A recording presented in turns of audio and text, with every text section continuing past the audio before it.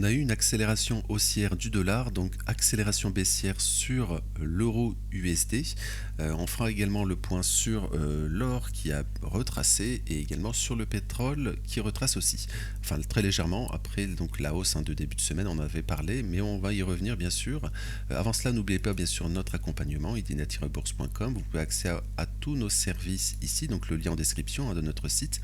Encore une fois, vous pouvez l'avoir totalement gratuitement en ouvrant un compte chez notre partenaire Vantage. C'est l'affiliation qui finance totalement les mois d'abonnement offerts, donc c'est totalement gratuit et sans engagement. C'est votre compte, vous pouvez donc avoir un compte pour investir et en même temps avoir accès à nos services totalement gratuitement. Vous pouvez avoir entre 6 mois et 2 mois d'abonnement offerts en fonction de votre premier dépôt, donc tous les détails en description. Également vous avez l'offre classique, donc sans engagement, l'abonnement mensuel, donc le lien de notre site en description, le Discord de la chaîne YouTube, n'hésitez pas à nous rejoindre. Et merci encore à ceux qui s'abonnent et qui likent les vidéos.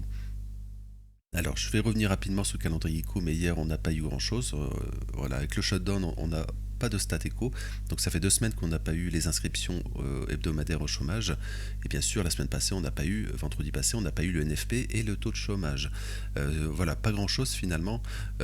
Aujourd'hui, c'est surtout finalement la semaine prochaine, on aura qui va se cumuler finalement. On aura plein de stats éco en attente, mais voilà, pour le moment, corps, on a l'inflation qui devrait venir. On aurait donc aussi le CPI, CPI super important, donc c'est ça, un CPI, corps, inflation, etc. Voilà, c'est tout cela. PPI, vente au détail, donc super important, stat éco super importante, et ça s'accumule bien sûr. Voilà, ça va faire 8 jours aujourd'hui, il me semble. Donc n'oubliez pas qu'on avait eu 35 jours au premier mandat de Trump, 35 jours de shutdown. Donc voilà, ça peut être bloqué un certain temps. Mais voilà, sur les stats éco pour le moment, pas grand chose. Il faudra faire surtout attention finalement, c'est aux réactions des indices et des valeurs tech, avec l'indice, l'intelligence artificielle. Voilà, si les valeurs tech, les 7 plus grosses, on en avait parlé ce week-end, si les 7 plus grosses retracent, on aura un retracement de tous les marchés. Donc attention sur cela. Donc on va commencer par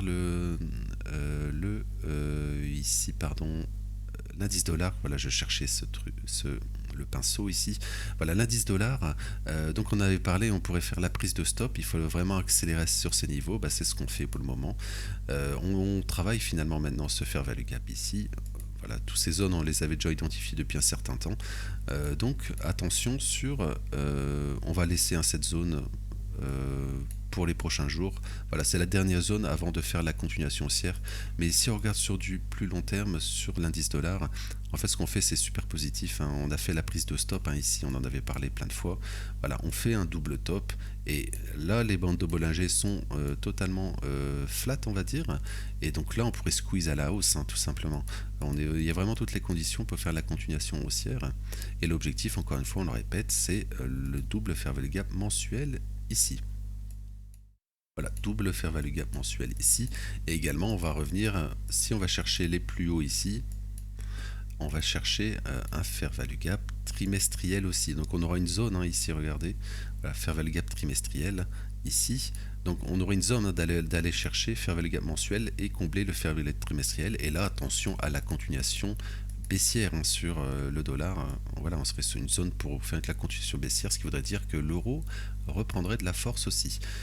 Mais à plus court terme, donc sur l'indice dollar, voilà, on travaille maintenant ce fair value gap baissier, dernière zone. Donc on avait parlé hier, si on faisait ça et qu'on se faisait rejeter, on pourrait avoir dans ce fair value gap justement, voilà, si on revenait dans cette zone de fair value gap justement, et qu'on n'accélérait pas, on pourrait avoir notre double top pour retracer fin de semaine. Pour le moment, comme on a accéléré, c'est positif parce qu'on va travailler maintenant cette zone ici, voilà, qui est vraiment positif, pour ensuite, pourquoi pas, début de semaine prochaine, reprendre le plus haut de cette semaine et peut-être avoir un retracement ensuite sur le dollar. Donc ça sera vraiment observé sur l'indice dollar. Voilà. Mais pour le moment, ce qu'on fait, c'est très positif. Tout indique une continuation haussière sur le dollar à court terme. Voilà, je vais passer sur l'euro USD. Donc l'euro USD, c'est l'inverse. On accélère donc à la baisse. Voilà, on était venu dans cette zone ici, on en avait parlé plein de fois. On revient dans cette zone, on accélère à la baisse. On est venu purger ses stops, donc maintenant on n'est pas venu dans cette zone encore sur l'euro USD. On va l'indiquer pour les prochains jours. Voilà, ça sera une zone importante ici. Euh, si on est revenu très légèrement. Donc voilà, c'est théoriquement on pourrait rebondir sur ces niveaux parce qu'on fait une prise de stop ici. On pourrait faire, il y a encore une chance de faire un sommet ascendant ici pour faire une reprise, comme sur l'indice dollar qui pourrait faire lui un sommet descendant. Mais donc attention, donc alors après on n'est pas venu ici prendre celui-ci, donc on pourrait aller un peu plus bas. Mais donc attention sur l'euro USD, mais là voilà, la réaction n'est pas vraiment de réaction haussière. On pourrait continuer à retracer aujourd'hui, pourquoi pas, et comme sur l'indice dollar, faire une prise de stop la semaine prochaine par exemple. Et là on va suivre bien sûr l'ouverture lundi des futures. Voilà, n'oubliez pas, on est vendredi, dernier jour de la semaine sur les marchés traditionnels. Je vais donc passer sur l'or. Alors l'or, voilà, on a retracé, on a bien retracé hier. On n'a pas fait la prise de stop ici, mais peu importe. Ça fait un certain temps qu'on monte en ligne droite, donc on a eu une belle baisse en fait sur l'or. Regardez, voilà, on a eu moins 3% environ, un peu moins. Donc voilà, un beau retracement. Voilà, mais sur la semaine, on est encore positif. Et donc, finalement, on fait juste un retracement des fair value gap ici. Donc, on est revenu dans cette zone, ce qui est positif. On a une réaction, donc pour le moment. On clôture, même, je pense qu'on est à la limite ici, donc ce qui est positif.